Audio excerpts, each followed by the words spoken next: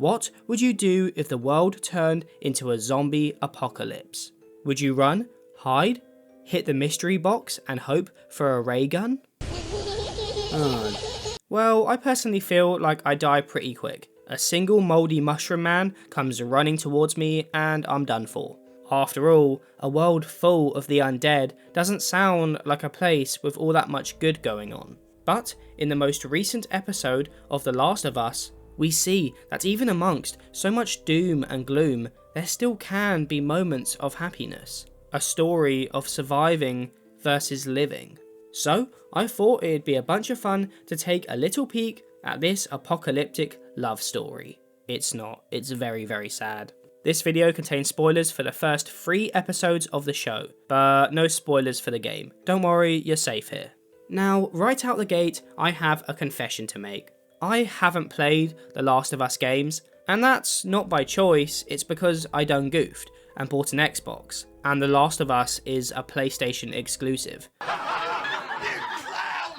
And I quite like it this way because it allows me to be surprised and go in with minimal expectations. Can't compare the two when you only have one. And what I love so much is that from just the first 3 episodes of the show, there's already been so much world building. I don't feel like I'm missing out on any prior knowledge that I should know.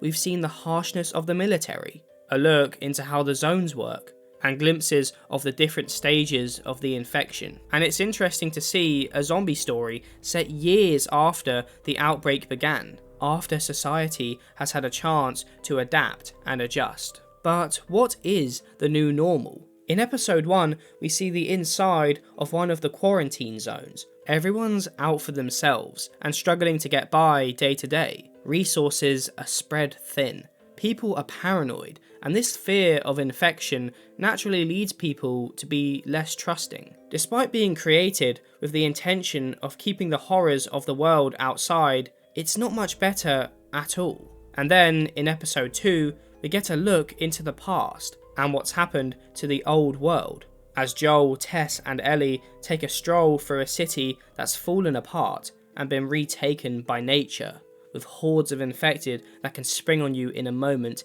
if you take a wrong step.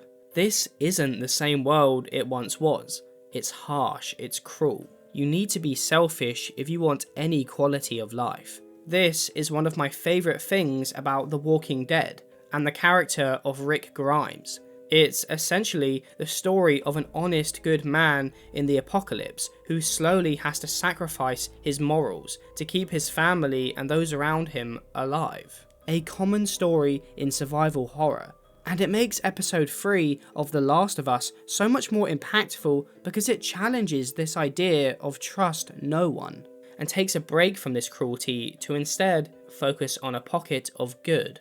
Episode 3 starts off continuing the main storyline of Joel transporting his cargo, little old Ellie. But the episode quickly shifts focus to the side story of these 2 dudes, Bill and Frank. Bill is a survivalist, the kind of guy who was prepared for this sort of situation long before the outbreak ever began. This is what he lives for, surviving as long as possible. But you get the feeling he's lonely. I mean, if you spend your whole life preparing for this kind of scenario, that mentality of trust no one is likely already there. It seems like he never really had a meaningful relationship, even before the outbreak. And just like those outside his gated community, really, he's not living either, just surviving a bit fancier. And this is where Frank comes in. When we first meet him, he's fallen into one of the booby traps, and it forces Bill to take his first step on his journey to start living by taking a chance on this stranger. Because we all know how this story ends. What kind of show this is. Can he really be trusted? If he takes him in, how long till he wants some of what Bill has? For good. But Frank has this charm and honesty about him. But more importantly, he does have something that Bill wants. His presence. A solution to his loneliness, and so despite the risk, he agrees to take him in and feed him.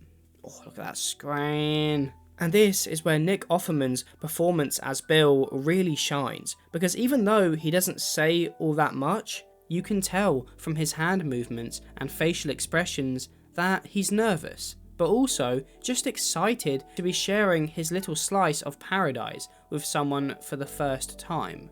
But all this is slightly hidden under this cautious front of, remember, you don't know this man. It's a great example of acting without speaking.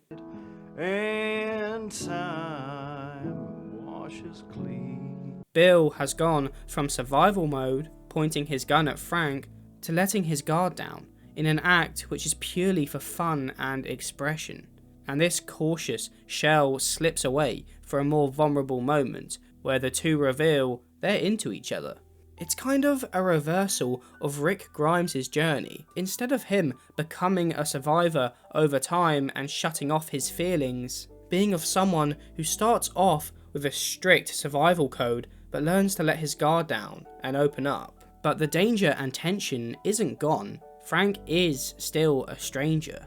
And I expected the story to then follow the next couple of days, as their relationship either grows or more likely withers. Will Bill be punished for opening up? But then we get our first time jump of not 3 days, but 3 years. And they're a fully fledged couple now, and right away all those questions are put to bed. The context is changed. We know the threat isn't coming from one of the pair, so where's the tension of the episode going to come from now?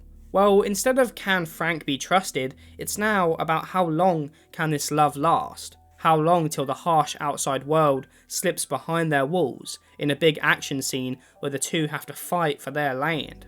And being in this together now, we see that opposites really do attract, as the two are very different. Again, Bill is paranoid and trusts no one, and rightfully so. This is what ultimately saved him from the apocalypse. But Frank is trusting and open. But we are going to have friends.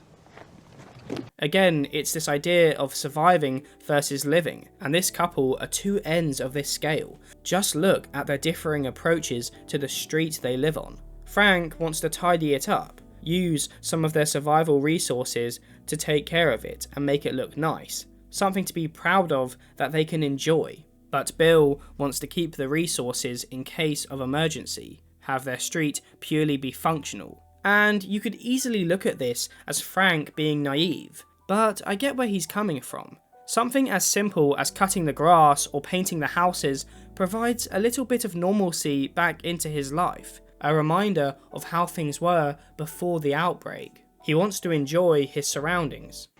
Paying attention to things. It's how we show love.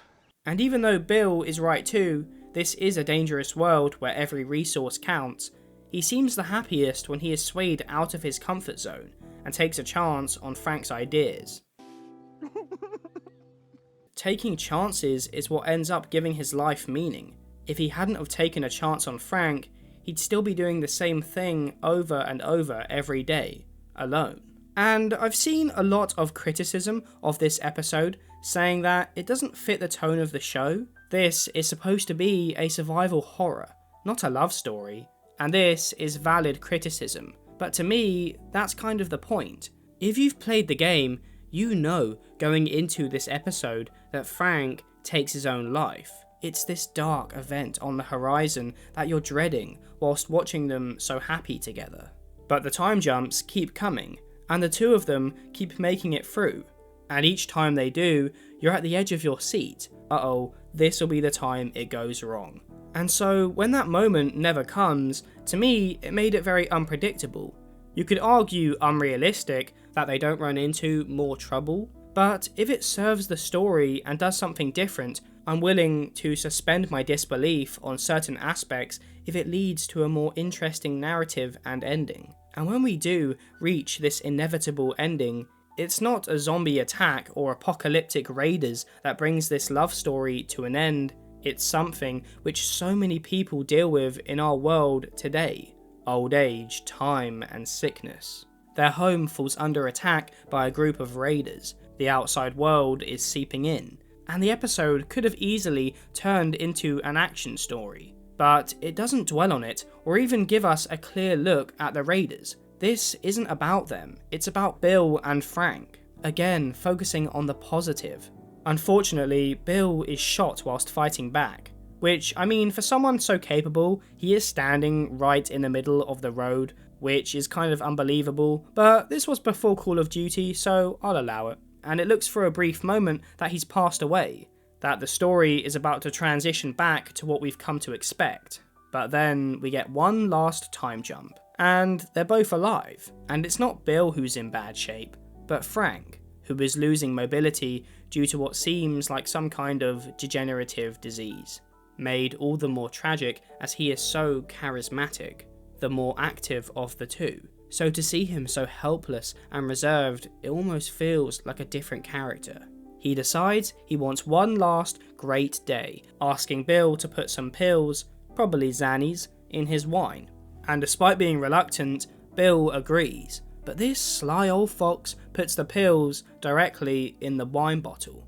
Their relationship ends just as it began, with the exact same meal, but this time they're sat much closer. When Frank finds out, again you expect sadness and arguing, maybe some guilt, but instead he has an appreciation and they laugh about it.